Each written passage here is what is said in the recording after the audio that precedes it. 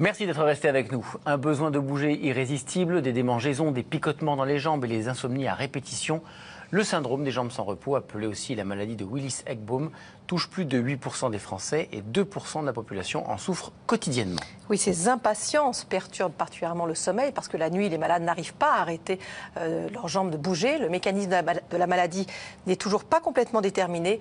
Il s'agit en partie d'un trouble du système nerveux qui concernerait un messager chimique qu'on appelle la dopamine, qui intervient entre autres dans le contrôle des mouvements. On vous rappelle que pour effectuer un geste, le cerveau va envoyer des ordres aux muscles par l'intermédiaire de la moelle épinière.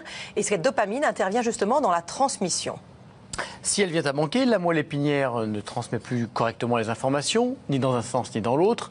L'activité de la moelle ne peut plus être contrôlée, elle devient alors hypersensible. Cela expliquerait les sensations de décharges électriques dans les jambes. Et sans traitement, seuls les mouvements soulagent ces sensations désagréables. Alors comment diagnostiquer la maladie? De quelle manière évolue-t-elle? Comment atténuer les symptômes? Et y a-t-il de nouveaux traitements? Pour répondre à toutes ces questions, le professeur Christelle Charlet-Monaca, bonjour. Bonjour. Vous êtes neurologue responsable de l'unité des troubles du sommeil au CHRU de Lille. Et avec nous, Monique Naudet. Bonjour Monique. Bonjour. Alors, chez vous, tout a commencé tôt, dès l'adolescence. Oui. Vous avez ressenti quoi? Un genre de décharge électrique, mais c'était excessivement rare et donc je ne m'en suis pas préoccupée plus que ça. C'était toujours la nuit quand ça survenait? Non, ça pouvait être dans la journée. Donc en plus, on n'en parlait pas autour de nous, donc je m'en suis pas préoccupée plus que ça. C'est plus tard, c'est beaucoup plus tard que ça. Il y a une dizaine d'années que c'est devenu Là, ça fait préoccupant et handicapant. Oui. Là, comment ça se manifestait? Disons que j'ai peu dormi pendant près de 3 ans. À cause de ça? En grande partie à cause de ça.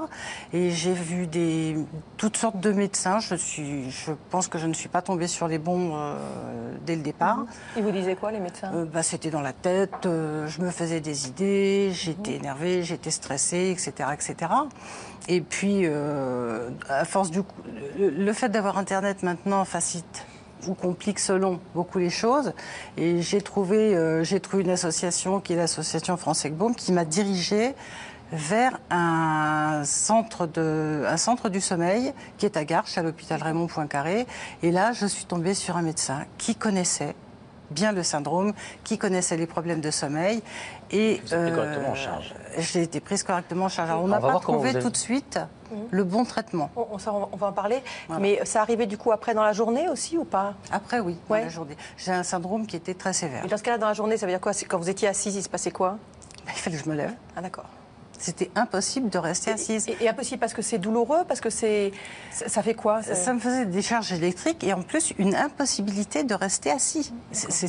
C'était complètement impossible. Alors donc, si vous êtes en réunion, par exemple, c'est pas vraiment l'idéal.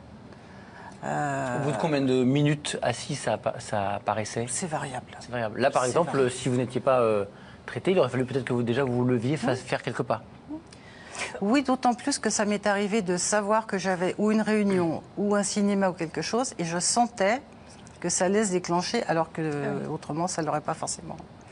Ça n'aurait pas forcément fait. On a souvent dans l'idée que ces impatiences ou syndrome de jambes sans repos, c'est un mal plutôt des personnes âgées. Est-ce que finalement, quand on fait le diagnostic, quand on le fait un peu tardivement, on se rend compte en interrogeant les patients que finalement, ils ont ça depuis très longtemps? Ils peuvent l'avoir depuis très longtemps. On a vraiment 2 formes de syndrome des jambes sans repos. Une forme très précoce qui peut démarrer avant 20 ans. Et un certain nombre d'enfants hyperactifs, par exemple, sont des enfants qui ont un syndrome des jambes sans repos, mais qui n'arrivent pas à exprimer. Et après, on a une forme beaucoup plus tardive qui survient plutôt après 45 ans. Et c'est deux maladies presque différentes ou... Alors, sur le plan physiopathologique, comme vous le disiez, on ne connaît pas encore très bien le pourquoi du comment. C'est probablement un peu différent parce que la réponse au traitement est différente et l'évolution même de la maladie est un peu différente entre ces 2 formes. Et dans ces histoires, il peut y avoir d'autres signes, d'autres choses associées ou pas? Ou c'est vraiment un syndrome isolé avec uniquement ces problèmes de fourmillement et de décharge électrique? Alors, c'est vraiment le besoin de bouger. C'est ça qui est en premier lieu. Et d'ailleurs, quand on reprend la classification, c'est le besoin de bouger les jambes, mais ça peut être aussi les membres supérieurs. Oui, on a pas mal de témoignages là-dessus. Voilà, associés à des troubles sensitifs, des fourmillements, des décharges, etc., qui surviennent au repos et le soir. D'accord. Je bouge beaucoup avant de m'endormir, nous dit ce téléspectateur. J'ai souvent des fourmillements dans les jambes. Est-ce que ce sont des symptômes de ce syndrome? Ça peut. On a besoin d'avoir le caractère vespéral, c'est-à-dire l'aggravation le soir ou en début de nuit, et le fait que ça apparaisse au repos. Donc on a l'impression effectivement que chez cette personne, ça peut tout à fait être ça. Et Myrtille demande si ça peut concerner seulement une jambe. Strictement une jambe, c'est franchement atypique, et dans ces cas-là, il faut vraiment faire un examen neurologique complet. Mais le plus souvent, ce sont les 2 jambes, mais avec une prédominance, droite ou gauche. D'accord. Harmonie, à quoi est dû ce syndrome? Est-ce que c'est psychologique, génétique, sociologique? Comment l'explique-t-on? Alors sociologique, on va l'oublier. Génétique, on sait qu'il y a une part génétique, même si pour le moment, il n'y a aucun gène qui a été réellement mis en évidence. Mais il y a des grandes études européennes qui montrent qu'il y a probablement une participation génétique. Et on sait qu'il y a des familles de syndrome des jambes sans repos. Et pour le côté, c'est neurologique avant tout, bien sûr. Mais on sait que le côté psychologique peut aggraver. Le stress, l'anxiété vont aggraver ce syndrome des jambes sans repos. Même simplement, comme vous le disiez tout à l'heure, l'idée même de devoir rester assise pendant 2 heures peut déclencher le syndrome? Complètement. C'est si la personne se met à penser à ça, ça y est, ça va démarrer quoi qu'il arrive. Et à l'inverse, si vous êtes passionné par quelque chose, ça n'arrivera pas. C'est vrai. Voilà. Vous disiez, il y a des familles, il y a des gens dans votre famille qui sont touchés? Mon père. Qui avait ça aussi? Et ça s'est déclaré après moi, bizarrement. D'accord. C'est-à-dire il avait une 60aine d'années à peu près. Est-ce que la carence en magnésium peut expliquer ça, demande Thomas? Pas la carence en magnésium, la carence en fer. C'est le seul examen quasiment qu'on doit réaliser devant un syndrome des jambes sans repos, c'est rechercher une carence en fer. Carence en magnésium, c'est plus les crampes, non? Tout à fait. Mais ce n'est pas une obligation. Enfin, on peut avoir un syndrome des jambes sans repos sans carence? Tout à fait. D'accord. Mais il faut vraiment le rechercher au diagnostic et lors d'un échappement thérapeutique. Si le médicament marchait bien, tout d'un coup ça ne marche plus, il faut rechercher une carence en fer. Avant, je prenais des médicaments et j'avais des impatiences. Aujourd'hui, je ne prends plus de médicaments, plus d'impatience, Reynald. Est-ce que ça peut être lié à... C'est possible. Si ces médicaments sont notamment des psychotropes, et certains antidépresseurs, certains neuroleptiques peuvent entraîner un syndrome des jambes sans repos. On garde une consultation Une peut-être? consultation, on va suivre Robert qui souffre depuis de nombreuses années du syndrome des jambes sans repos. Et comme la maladie est évolutive, il doit se rendre régulièrement chez son neurologue afin de vérifier que son traitement est toujours adapté. Reportage de Delphine Renaud et Marc Lavastron. Depuis 14 ans maintenant, les nuits de Robert sont agitées. Il souffre du syndrome des jambes sans repos. Des douleurs qui surviennent dans les jambes la nuit et qui l'empêchent de rester dans son lit. Au niveau des jambes, ce sont comme au bras d'ailleurs, ce sont des décharges électriques. Enfin, moi je le ressens comme ça. C'est assez difficile à expliquer exactement ce que l'on ressent. La nuit, je suis obligé de me lever. Je viens dans le salon, je regarde la télévision et en marchant, parce que je peux pas rester assis. Si je m'assois, le phénomène ne passe pas. Il y a des fois le soir, il suffit de parler de ça, pof, ça y est, ça part. C'est parti. Là, je le sens. Vous voyez, parce qu'on en a parlé. J'ai remarqué ça quand même. C'est pas un effet psychosomatique, mais si on en parle, vous voyez, ça fait ça. Et là, je gère rien, et puis là, c'est stop. Il faut se mettre debout. On s'arrête. Là, il est obligé de se mettre debout. Ah, je peux pas, là. Bonjour, monsieur.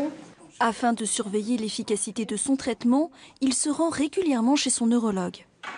Comment allez-vous depuis notre dernière rencontre Eh bien, écoutez, pour l'instant, je dirais que c'était pas trop mal. Maintenant, cette nuit, j'ai pas dormi. Ça atteint aussi vos bras, et ça depuis quand? Parce que je l'avais pas noté. Ah, les bras, ça fait une bonne année maintenant. Donc là, il faut surveiller surtout l'extension en membre supérieur. Parce que vous savez que ces médicaments ont parfois un inconvénient qui est ce qu'on appelle le syndrome d'augmentation, c'est-à-dire que ça aggrave les troubles au lieu de les améliorer. Donc ça, il faut toujours faire très attention à cette catégorie de médicaments. Ouais. Pour vérifier l'évolution de l'intensité des troubles, Robert doit répondre à un questionnaire. Ce questionnaire est une échelle de sévérité du syndrome. D'une part, aux premières consultations, ça nous guide sur l'intensité et donc sur la prise en charge médicamenteuse. Et ensuite, c'est une façon de suivre l'efficacité du traitement.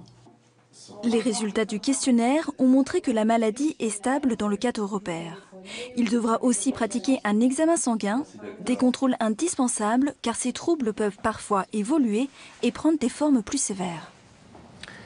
Monique, comment s'est passée, vous, votre prise en charge? Une fois que vous avez été prise en charge dans un service spécialisé dans le sommeil, là, vous avez passé des examens? Oui, lui à l'hôpital, avec des connexions un petit peu partout, Pour enregistrer une le sommeil, polysomnographie, tout à fait. Et le lendemain matin, au réveil, des examens sanguins et des examens quand même très poussés. Et là, le diagnostic n'a pas été évident du premier coup? Si, pratiquement. Si on vous a dit c'est bon? Pratiquement. Et donc, traitement? Traitement, le premier, ça a été une catastrophe parce que pour chacun, chacun a des réactions différentes. Et moi, c'était un médicament qui était censé calmer. Et moi, je crois que je rallumais Un tout effet Paris. paradoxal. Tout à fait. Donc, j'ai eu 2, 3, 4 traitements comme ça. Donc, certains ont fonctionné, certains pas. Combien de temps il a fallu pour trouver le bon? Le bon, je dirais, il a bien fallu... Entre le diagnostic et le moment où vous avez été bien? Bien au bout de 3 ans. Oui. D'accord. De 3 ans. Après, j'ai eu un médicament que j'ai gardé assez longtemps, donc il y a eu un phénomène d'aggravation. Je l'ai stoppé. On a essayé un autre. Alors, c'était pareil, aucun résultat. Et depuis 2014, j'en ai un que je conserve, qui me convient bien. D'accord. Qui fait disparaître tous vos symptômes ou qui les atténue? Qui les atténue, mais je veux dire à 90%. D'accord. Le but du traitement, c'est d'agir sur quoi? Les traitements qui ont l'AMM, ce sont principalement des agonistes dopaminergiques, donc c'est pour réguler la dopamine. Mais donc, si vous dites les traitements qui ont l'AMM, ça veut dire qu'on essaye d'autres traitements? Tout à fait. Et qui ont l'AMM, mais qui ne sont pas remboursés à ce jour dans le syndrome des jambes sans repos. Ça, c'est une vraie catastrophe pour les patients. Enfin, Oui, c'est un traitement qui est remboursé, qui est pris en charge ou pas? En partie, parce que j'ai une bonne mutuelle. D'accord, c'est la mutuelle qui prend le relais. Jean-Luc a parfois ce qu'on appelle des impatiences. Il dit que le fait de mettre les jambes au froid calme. Il demande pourquoi. on n'en sait rien, mais ça calme effectivement très très bien les symptômes, mais de façon très transitoire, quelques minutes. Et puis à nouveau, ils sont obligés de se remettre beaucoup se mettre sous la douche, le carrelage froid. Il y a quelqu'un qui a eu une autre idée, il a acheté un matelas rafraîchissant. C'est assez onéreux, mais cela aide beaucoup pour les impatients dans les jambes. Effectivement, il y a déjà un patient qui nous a raconté ça sur l'île et ça semble marcher. Alors après, c'est quelques patients, mais c'est vrai que ça mériterait d'être un peu creusé. On nous demande si le syndrome des jambes sans repos est héréditaire. On a compris qu'il y avait des familles de syndrome de jambes sans repos, mais il demande si est-ce que les symptômes peuvent s'aggraver avec le temps. Oui, tout à fait. L'évolution naturelle, c'est plutôt une tendance à l'aggravation, mais de façon très fluctuante, avec des améliorations, puis des aggravations. Mais la pente, globalement, est vers l'aggravation. On arrive médicamenteusement, je ne sais pas comment on veut dire. Bref, avec des médicaments, on arrive à prendre en charge tout le monde. Ou est-ce qu'il y a des patients qui échappent totalement et l'aggravation est inéluctable? Je dirais qu'il y a la grande majorité, on y arrive, mais on a tous quelques patients très réfractaires au traitement et pour lesquels on s'arrache les cheveux, clairement. Alors Elisabeth, justement, elle a ce syndrome depuis 2 ans sans traitement efficace. Le médecin lui a conseillé de prendre la pilule. Elle demande est-ce que ça marche, pourquoi ça marcherait? C'est quelque chose qu'on connaît? Écoutez, je le découvre. D'accord, c'est pas classique. C'est pas classique. Il faut changer de médecin. Tout à fait. Alors, parfois, pendant le premier, deuxième trimestre de grossesse, même si ça peut apparaître pendant la grossesse, mais parfois il y a une toute petite lune de miel. Alors, est-ce qu'effectivement l'imprégnation hormonale peut modifier? En sachant qu'au 3e trimestre, en général, ça aggrave. D'accord. Les bêta-bloquants sont-ils efficaces sur des jambes sans repos? Demande Sabine. Il n'y a pas d'AMM, pas d'études. On a tous quelques quelques histoires de chasse où ça marche, mais à l'inverse, ça peut aggraver aussi. Aline demande s'il y a un nouveau traitement. Est-ce qu'il y a de la recherche? Alors, pour le moment, pas énormément d'essais thérapeutiques. Dans le monde, on a quand même des médicaments, notamment antiépileptiques, qui ont été démontrés comme efficaces. Et là, juste là, en mars 2016, il y a un dérivé opiacé qui a eu l'AMM en France. Donc, on est en attente du prix. Alors, on disait, il y a des activités qui, quand elles calment, qui permettent d'en avoir moins. Vous, c'est le coloriage. J'ai découvert les mandalas et j'arrive à ne penser à rien. C'est-à-dire quand vous sentez que ça va venir, vous allez faire des coloriages? Oui, tout à fait. Et ça fait passer ces crises. Ça fait passer ces crises. Mais je dois reconnaître, depuis que je suis traitée, depuis que j'ai mon dernier traitement, mes crises passent beaucoup plus vite. C'est-à-dire, avant, il me fallait autour de 3 heures, à peu près 3 heures avant que je puisse me recoucher. Là, je dirais qu'au bout d'une demi-heure, à peu près, ça va mieux. Qu'est-ce qui, dans le cas du coloriage, ces mandalas, qui sont des collages extrêmement fins à faire, est-ce qu'on a une idée de ce qui agit? Est-ce que c'est la concentration et le fait qu'on pense complètement autre chose? Ou est-ce qu'en se concentrant, le cerveau sécrète d'autres substances qui vont contrer ce qui provoque le syndrome des jambes sans repos? Honnêtement, on n'en sait rien. Mais l'histoire de madame, alors elle est vraiment typique. Moi, j'ai des patients qui prennent des sudoku mais compliqués ou des mots croisés, mots fléchés compliqués, parce que si c'est trop simple, ça suffit pas. Non, c'est donc, voilà, vous me confirmez. C'est probablement la concentration et le fait que le cerveau est, je dirais, il est focalisé sur une autre tâche qui fait que les symptômes n'apparaissent pas. Mais c'est effectivement très étrange, ce qui a fait longtemps dire aussi, c'est psychologique, tout ça. C'est très compliqué de comprendre ce que peuvent ressentir les personnes qui souffrent de ça. Votre mari, il arrive à comprendre, vous lui avez expliqué, il comprend ce que vous ressentez? Tout à fait, mais j'ai la chance, et lui surtout, il a un sommeil de bébé.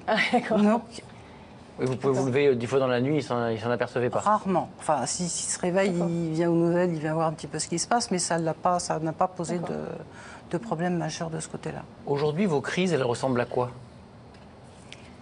Ça dure combien de temps? C'est que c'est du plaisir, mais bon, ça dure à peu près 10 minutes. Disons que je suis obligée de me lever quand même, malgré tout. Mais je vais faire un tour dans la maison, je prends un livre. Alors, d'où l'avantage maintenant des liseuses, puisqu'on peut, même sans lumière, on peut lire. Et au bout de 10 minutes, à peu près, j'essaye de me recoucher. Je sens tout de suite si je peux rester allongée ou pas. Mais maintenant, c'est gérable. Vous connaissez? C'est gérable. Non, mais c'est très, très facilement gérable. Ophélie demande si la maladie peut arriver à tous les âges. On va aller voir une consultation pour enfants. Oui, ce syndrome ne concerne pas seulement les adultes, mais aussi les enfants. On estime que 5% des moins de 18 ans seraient touchés. Encore mal connu chez les plus jeunes, le diagnostic est souvent difficile à poser. Pour cela, il existe des consultations spécialisées. Delphine Renaud et Marc Lavasseroux sont rendus à l'hôpital Robert Debré pour assister à l'une d'entre elles. Dans cette famille, les problèmes de sommeil, on connaît bien, car les 3 fils ont des nuits souvent agitées. Tout a commencé avec Gaspard. Pour l'aîné de cette fratrie, s'endormir a toujours été un problème. Très tôt, vers 6-7 ans, Gaspard venait dans notre chambre jusqu'à minuit, parfois même après, parce qu'il n'arrivait pas à dormir. On sentait qu'il y avait un véritable dérèglement de son rythme, avec une incapacité à s'endormir tôt le soir, un réveil très difficile et une lutte permanente la journée pour ne pas s'endormir, pour essayer de garder une certaine attention. Et du coup, il rentrait le soir très fatigué pour ses devoirs, et ça rentrait dans un cirque infernal où son rythme était tout à fait déconnecté du rythme scolaire et du rythme de la famille. Gaspard souffre du syndrome des jambes sans repos. Pour rétablir son rythme de sommeil, pendant 3 ans, il a pris de la mélatonine, une hormone qui aide à dormir. Depuis 3 mois maintenant, Gaspard a arrêté ce traitement. Il vient aujourd'hui faire le point avec son médecin. Il a sommeil à l'heure du dîner. Souvent, à la fin du dîner, il nous demande d'aller se coucher. Et le temps d'aller se laver les dents, le coche est passé. Exact. Et de nouveau, il repère le sommeil. Échanger avec les parents et les enfants est primordial pour diagnostiquer le syndrome et connaître son évolution. Car ce trouble est souvent difficile à repérer chez les enfants. En fait, on n'a pas forcément tous les symptômes quand on est petit, mais on a les symptômes, je dirais parfois secondaires. Quand on pose la question, est-ce que tu as besoin de bouger les jambes le soir quand tu vas te coucher? Est-ce que ça t'empêche de t'endormir? Est-ce que ça va jusqu'à te donner le besoin de devoir bouger, de te lever, de marcher, etc. On n'a pas forcément la réponse. Par contre, si on lui dit, est-ce que tu as du mal à t'endormir? Oui ou non, mais les parents disent absolument oui. Est-ce que tu bouges la nuit? Oui ou non, mais les parents vous disent, le lit est défait, on retrouve les pieds à la tête et la tête aux pieds. Et la journée, c'est une catastrophe, il ne suit pas, il a besoin toujours de bouger. Pour Gaspard, l'arrêt du traitement a réactivé le trouble. Il n'arrive de nouveau plus à s'endormir. Pour le médecin, c'est cette phase d'endormissement qu'il faut réguler. Mais le soir, il faudrait qu'après le dîner, il arrive à attraper le train immédiatement. C'est une très bonne expression. Il faut attraper le train du sommeil, effectivement. Si vous arrivez à précipiter l'arrivée du sommeil en donnant un permissif de l'endormissement, comme la mélatonine, que tout le monde sécrète, mais peut-être des fois à une heure trop tardive. Donc si vous en donnez plus tôt, du coup, vous synchronisez mieux l'endormissement. En synchronisant mieux l'endormissement, vous évitez ce syndrome des jambes sans repos d'apparaître. Donc on va redonner la mélatonine à 19h. On va faire en sorte, de nouveau, que tu dors mieux. Gaspard devrait retrouver un bon sommeil d'ici quelques semaines. Ce syndrome est souvent héréditaire. Les jeunes frères de Gaspard souffrent aussi de ce trouble. Ils reviendront lors d'une prochaine consultation pour voir si un traitement est nécessaire dans leur cas. À un moment dans le reportage, au début, on a vu le petit garçon avoir la jambe qui bougeait sous la table. Beaucoup de gens font ça quand ils sont en train de travailler, etc. Est-ce que ça, c'est un bout du syndrome des jambes sans repos ou ça n'a rien à voir? Ça n'a rien à voir, hein. Ceux qui ont un syndrome des jambes sans repos peuvent l'avoir effectivement au bout d'un moment en station assise, mais la plupart des gens qui bougent les jambes comme ça... bouger les jambes comme ça, ce n'est pas un signe. Vous êtes rassurée? Non, je ne fais pas spécialement, moi. Christine demande si ce syndrome a un lien avec la maladie de Parkinson. Alors, ce sont les mêmes traitements, mais à des doses très faibles. Et en aucun cas, les gens qui ont un syndrome des jambes sans repos ont plus de risques de développer une maladie de Parkinson. D'accord. Elwin demande si la pratique d'un sport peut aider à lutter contre les jambes sans repos. Un sport régulier peut faire du bien de toute façon pour le sommeil, hein. Donc ça peut aider pour le syndrome des jambes sans repos. Par contre, ce que disent beaucoup de patients, c'est s'ils font une randonnée complètement inhabituelle, une activité sportive très inhabituelle, le soir suivant, ça va être assez terrible, hein. Oui, l'idée de s'épuiser physiquement ne sert à rien. Ça marche pas. D'accord. Ça vous fait plutôt du bien la randonnée? Oui. Et parce que vous faites habituellement, c'est pas quelque chose Voilà, tout à d'exceptionnel. fait. Puis, fait rien d'extrême non plus. Rien d'extrême. Mais c'est vrai qu'au niveau du sommeil, ça aide. C'est une fatigue qui est saine, qui est naturelle. Camille demande s'il y a un lien entre consommation de cannabis et syndrome des jambes sans repos. Non, le cannabis en général, ça peut même favoriser l'endormissement. Je le recommande pas. Vous ne le recommandez pas, cas, on a bien voilà. compris. Mais non, il n'y a pas de lien entre les deux. Traitement idéal depuis 3 ans avec un complément alimentaire à base de tyrosine. Vous savez ce que c'est que la tyrosine? Oui, c'est un acide aminé qui va effectivement permettre d'aider à la synthèse de dopamine, donc pourquoi pas, effectivement. Vous n'êtes pas convaincu, mais essayons. Pas convaincu, il n'y a pas d'études, mais ça repose quand même sur quelque chose qui pourrait être effectivement adapté. Ça touche plus les hommes que les femmes, ou pareil? Est-ce qu'il y a Plus les femmes que les hommes. D'accord. Il y a certaines périodes éventuellement de la vie avec une composante hormonale. Tout au long de la vie, ouais. ça reste toujours supérieur. Et on appelle ça le syndrome des jambes sans repos. Est-ce que ça peut être dans les mains et les bras? C'est une question de Faiza qui nous dit j'ai des fourmillements dans les mains. Est-ce que c'est le même syndrome? C'est le même syndrome et en général, les patients disent de toute façon, ils ressentent la même chose au niveau des membres supérieurs et c'est souvent avec l'évolution. Rarement en début de maladie, mais lorsque ça s'aggrave, soit par l'effet naturel de l'évolution de la maladie, soit du fait d'effets secondaires des médicaments lorsqu'ils sont pris à trop forte dose, ça peut effectivement apparaître aux membres supérieurs et même parfois dans le cuir chevelu. J'ai certains patients qui disent j'ai besoin de toucher mon cuir chevelu, c'est comme dans les jambes, c'est vraiment horrible. Vous avez ressenti des choses dans les équivalentes? bras. Dans les bras, ça m'est arrivé, oui. Par contre, ça a complètement disparu avec un traitement qui me convenait. Mes problèmes de jambes sans repos, les fourmillements, surtout dans les bras, sont souvent liés à une bouffée de chaleur la nuit, dit André E. La ménopause peut aggraver un peu les problèmes? Ça peut aggraver et puis surtout ça va fragmenter le sommeil et si on se réveille, eh bien ça y est, le syndrome des jambes sans repos peut à nouveau se manifester et le patient le ressent. Une efficacité des cures thermales, demande Béa? Alors il y a des cures thermales qui sont vendues, on va dire entre guillemets, pour le syndrome des jambes sans repos. Je dirais que quand on prend soin de soi, ça peut toujours faire du bien, de toute façon. Là non plus, il n'y a pas eu d'études publiées sur le sujet. Vous avez essayé, vous, la sophrologie? Oui. D'accord. Oh bah dites donc, ça a marché. Je vous demande pas si ça marche alors. Hein. Tout à fait, j'étais énervée comme c'est pas possible. Vous faites que dans l'effet paradoxal, hein. Vous donnez un calmant, ça vous excite. On a pris des cours en même temps avec mon mari qui, lui, s'endormait tout pareil comme un bébé. À peine allongé, il s'endormait. Moi, je commençais. C'était insupportable. Au bout de 5 minutes, je me levais. D'accord, très bien. Puis la relaxation chez des gens qui ont besoin de bouger, c'est juste quasiment impossible. Oui. C'est pas fait pour. Une dernière question, j'ai 25 ans, j'ai tous les symptômes depuis 3 ou 4 ans, mais les crises ne sont pas régulières, 2 fois par mois. Dois-je consulter, dit Mélissa? C'est toujours bien de consulter, de poser un diagnostic. Pas forcément besoin de traitement à ce stade-là. Et donc on va voir qui? Un neurologue. Un neurologue? Ou un centre de sommeil. Voilà. D'accord. Merci beaucoup à toutes les deux. Pour avoir plus de renseignements, donc, il y a une association, l'association France Egbom, avec le site france-egbom.fr. Vous retrouverez ça évidemment sur allodocteur.fr. Demain, dans le docteur, on répondra à vos questions sur le mal des transports. Et puis un appel à témoins, Benoît. Et pour un prochain reportage, nous recherchons une personne atteinte de l'hépatite C et qui ne peut bénéficier du traitement Sovaldi. Si c'est votre cas, nous allons filmer votre témoignage en préservant votre anonymat si vous le souhaitez, bien sûr. Contactez-nous au 01 58 88 85 21. très bon après-midi. On se retrouve demain à la demain, même au heure. revoir. Au revoir.